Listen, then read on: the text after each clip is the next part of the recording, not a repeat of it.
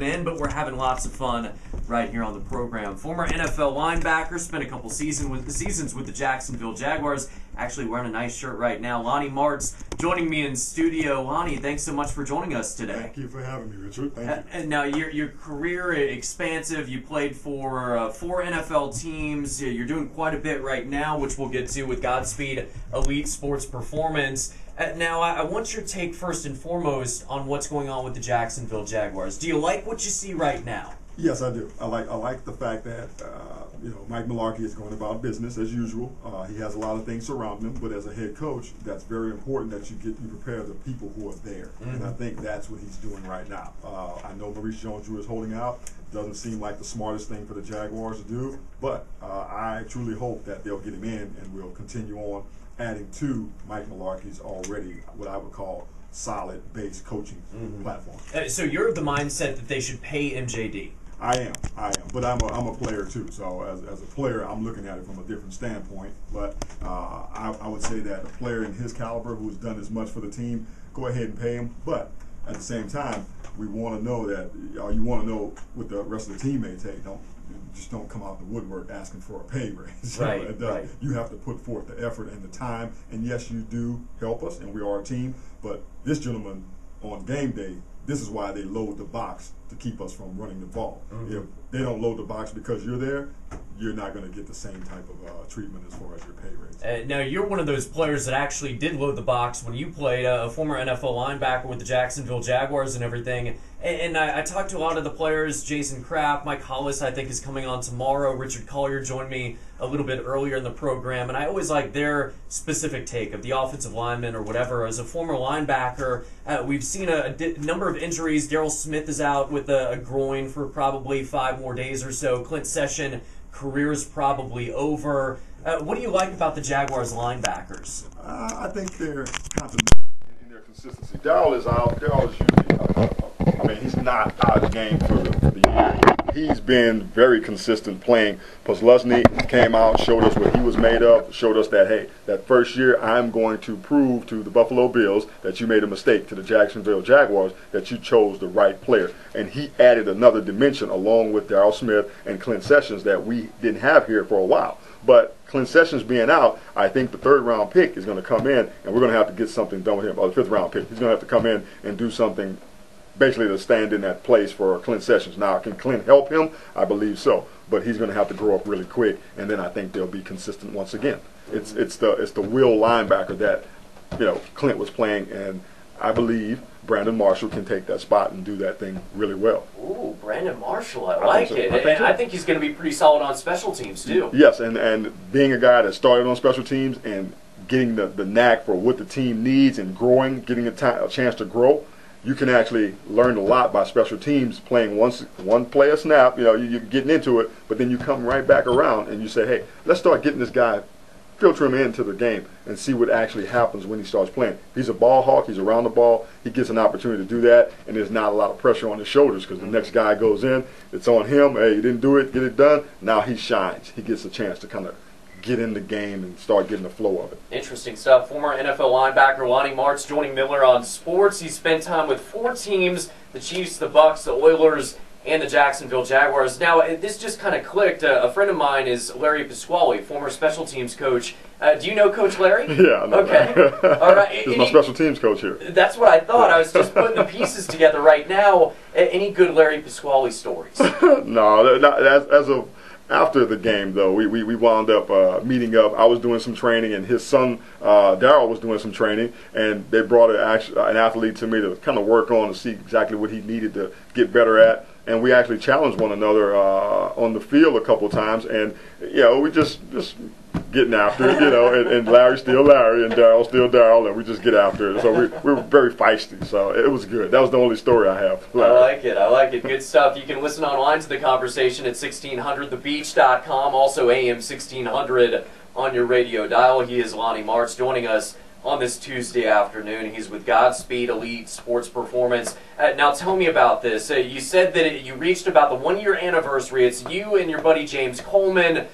Give me some background. Who are you teaching? Who are you instructing? What do you guys do? You know what? We actually train any athlete. We we moved into a nice size facility, and we thought that it was kind of dedicated toward baseball, but we figured that it was dedicated toward baseball, and baseball wasn't there anymore because that's all they did. So what we do is we train lacrosse, football, hockey, soccer, whatever you do, we train it. And so James is a former FSU fullback. I obviously played in the NFL. We came together. We were doing the same things here. He was more on the corporate market. I was more on the one-on-one market, and so we merged, and now we have this business that actually trains high schools. We train Atlantic Coast, we train First Coast, we train Ponte Vedra, my high school that I coach at. We train really a number of athletes from all over. We have athletes that go as far as Ridgeview, Bishop Kenny. We got a number of athletes. So what we're doing is slowly moving into the market and trying to become one of the only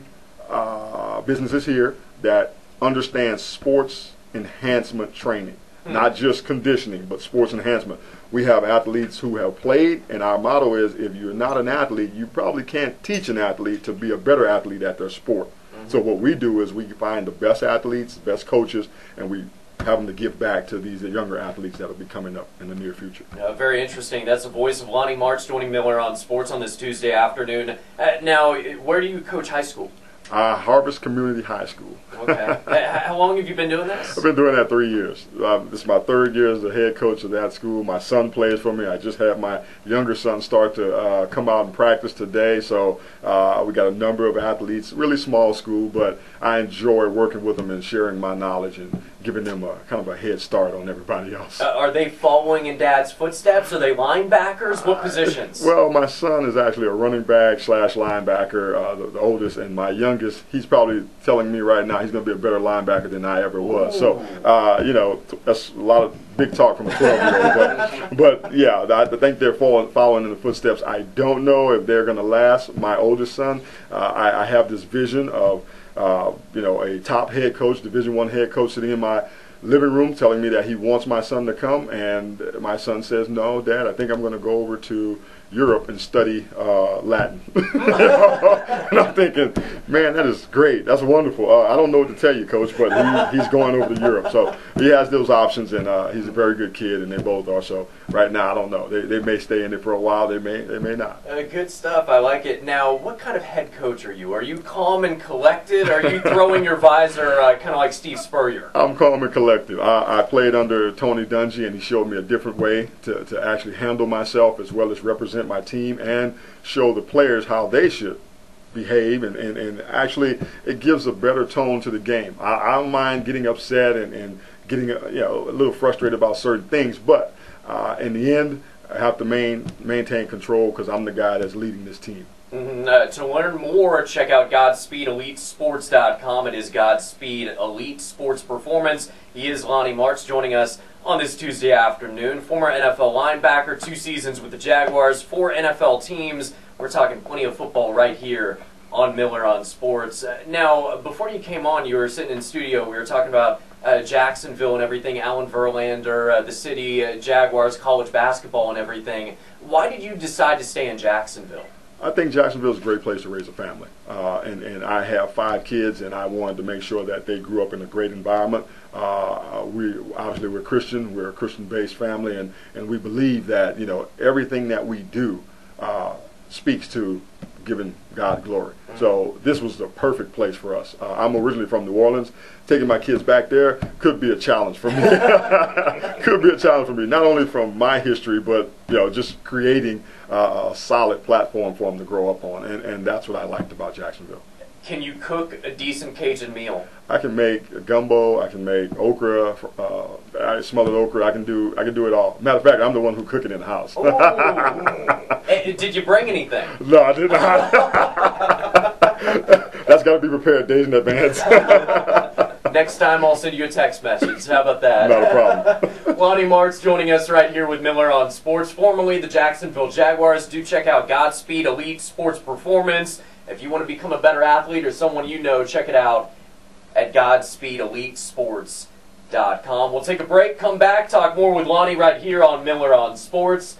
And do find us on Facebook and Twitter at Miller on Sports. If you'd like to listen online, check it out, 1600thebeach.com. We'll talk more Jags, more football after this. Lonnie, thank you again for joining us today. Thank you, Richard. Thanks for I'm glad you could join us. Do check out Godspeed Elite Sports Performance. The website is GodspeedEliteSports.com. It is Lonnie and James Coleman doing some great things over there. Now, are y'all the official trainers of the Jacksonville Sharks? Yes, we are. Yes, okay. we're the official trainers of the Jacksonville Sharks, and we just acquired the Giants also. So we're trying to jump in on all the championships. You're trying to network. You're trying to get more championship rings. We want one. We want one. We wanted one from the Sharks. They couldn't get one. We wanted one from them this year. They bailed out a little early. So. Good stuff. Well, I do the TV play-by-play broadcasting for the Giants, so we'll have to do something as the season gets a little bit closer. Maybe you could teach me a few things about how. Actually, here's what we have. We actually have a charity basketball tournament in about a couple weeks, and I need to become maybe a better defender. Head coach Kevin Waters said that he's going to be the shooter, and I need to be the defender, which I think is very unfair, personally. So maybe we can work on something. Maybe my defense can get better through you guys. We'll work on your lateral movement. It's going to take a while. Oh, it's okay. Okay, all right. As long as you have days and maybe even weeks. I know there are a lot of fans out there, Jacksonville Jaguars fans. Can you give me your best Jags memory? I believe going up to Pittsburgh my first year here in '99 and having to overcome the obstacle of the Pittsburgh Steelers themselves being a dominant offensive and defensive team. The Jags had not had kind of leadership I've seen on defense that would actually step in the huddle and say, look, I don't care what it looks like. I don't care going into a hostile environment. We need to make these things happen for us to get to the next level, and we are this type of team.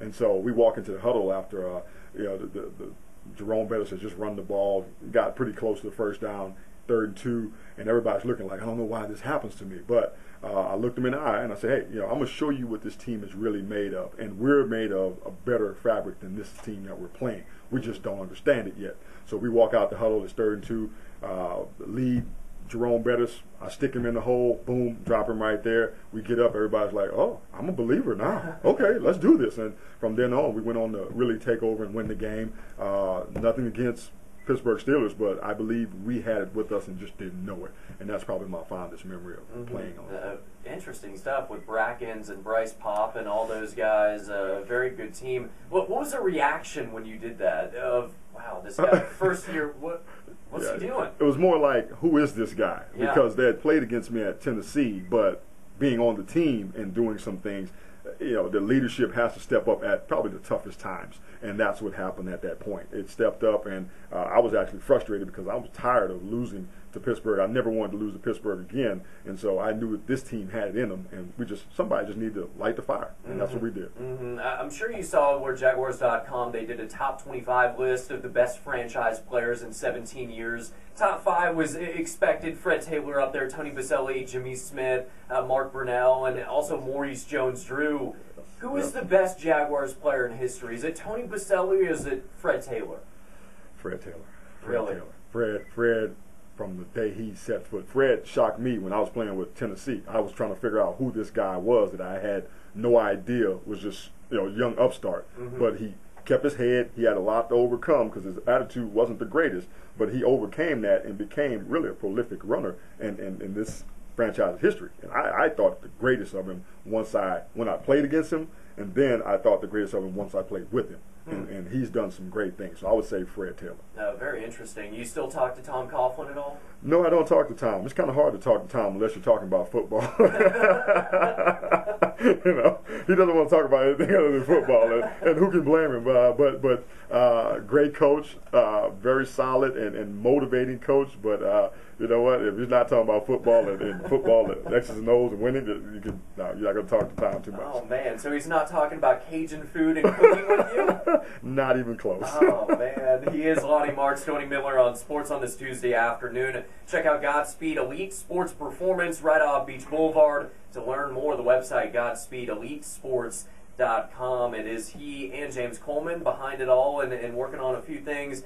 What do you see with the youth of America, I guess, and mainly in football coming up? What do you need to teach the youth nowadays? Is there something that they're doing wrong or maybe can do better? Well, I'll tell you what's going on. There's a lot of sense of entitlement to the youth today. They think they're supposed to get certain things, but as we always say, life doesn't owe you anything but a good swift kick in the butt. And so what we have to do is we have to start teaching them football-wise. I just came from the NFL Youth and High School Football Summit. what they're trying to do is parents are running around with their hair on fire right now because they're trying to figure out what these concussions are doing to their children, and no more is it being taken as a light situation. So now we have to figure out what is good about football other than the fact that it's a physical sport and people love to play it, but what is good, what does football represent to these families so that they can keep playing and keep the people coming in? What we have to do is we have to start teaching them a proper way of tackling. No more diving at the legs, no more cut blocking, things that actually get the head involved with contusions. And so this brain issue is not a good thing. We thought it was just dehydration and making sure that everybody remained healthy through the season. It's no longer. Everyone's trying to make sure we teach these kids a proper and better way of blocking and tackling to keep more athletes healthy throughout their lives and throughout the game of football. As a father, do you worry about concussions for your sons? I do, but one of the things is I told them I'm never going to push you to play the game. You're going to play the game on your own. But when I have to step in and say that's it, you have to give me that right. And so knowing what's going on, I can always step in. Hey, I don't think this game's for you. You need to do something else. And that's what they've allowed me to do. What was your worst injury in the NFL? Probably my groin injury my last year. I tried to come back from it a number of times, and it was a debilitating injury. Fred Taylor had it, and think about pain. I think everyone remembers Fred running. He cut, and all of a sudden he just threw the ball down. It was that kind of pain. You're not going to drop the ball, not a Coughlin, but it was that kind of pain, and you just had to kind of work your way through it. It took me a whole year to get over it, but once I got back, NFL had passed on. So. Wow. Do you miss a game at all? I miss it on Sundays, not now. Not training camp, no. What is training camp to you? What do you remember most about this time of year? Leaving family, wet, fresh grass, just cut, and a lot of headaches on the way to the end of the day, and a sleepy chair, lights off, camera rolling, and the coach waking you up saying that you're not paying attention. That was training camp. A lot of times you training camp, you just work, and then once you get done, hey, you take a shower and you got on flip-flops, shorts, and a t-shirt. That's your mode of gear for the rest of 2 days. So yeah. Oh, wow, that's some good stuff. Do check out Godspeed Elite Sports Performance. He is Lonnie Marts, former NFL linebacker, joining us on this Tuesday afternoon. The website to learn more, check out GodspeedEliteSports.com. Now you've got the Jaguar shirt on today, and you have the Jags ambassadors. What is that? What is that group? That's actually former Jags that are still here in Jacksonville that go out in the community. We speak to kids at the schools. A lot of times with the lockout, we had to go in place of the active Jags, speak to schools, speak to kids, do different functions in the community, and we still do it right now. Myself and Brian Barker played with the Kansas City Chiefs. They had the red coats, the ambassadors, and so we brought it here, talked to Dan Edwards. Dan said it was great. Coaches jumped on it. So now what we do is we actually go out and we represent the Jags in the community from the retired player standpoint. So that's what it's about, the Jag ambassador. What is a fan reaction when they hear that you're a Jaguars fan or you actually played and everything and you want to see them do well, I assume? Right. What is their reaction? Do they say, oh, yeah, go Jags, or is it kind of down in the dumps and a little bit gloomy? You know what? It's go Jags. They're all behind, and the thing is, well, all in now. The thing is making sure that everyone understands that this is a great team, great city for this team, and we need to keep this team here. So most of the time, unless they're a Pittsburgh Steelers fan or Green Bay Packer fan, it's usually go Jags. Very interesting. He is Lonnie Marts, joining Miller on Sports. We're kind of running out of time on this Tuesday afternoon. Real quick, your thoughts on Blaine Gabbert? Blaine has to grow up this year. I think last year Blaine looked as if he was timid and scared a lot of times. I did notice that he threw the ball really good when he was protected, which most quarterbacks do. But right now he has to grow up and start showing his team that he's the leader on offense, and he makes the throws. He also makes sure that he's on time and he's getting these guys the ball where they need to have it, and he is in control. Once that happens, it's great. all that has to happen. That's big. That's huge, though. That's huge. He is Lonnie Marts, former NFL linebacker, played at Tulane, played for the Jags 99 and 2000. He's also one of the men behind Godspeed Elite Sports Performance. The website is GodspeedEliteSports.com. Lonnie, it was a pleasure. Thanks again, and you're always welcome back. Thank you. I'll be back. It is Miller on Sports. Thanks again to Richard Collier, John Coyne, Kevin Waters, Evan Money, and Lonnie Marts for joining the program today. We'll be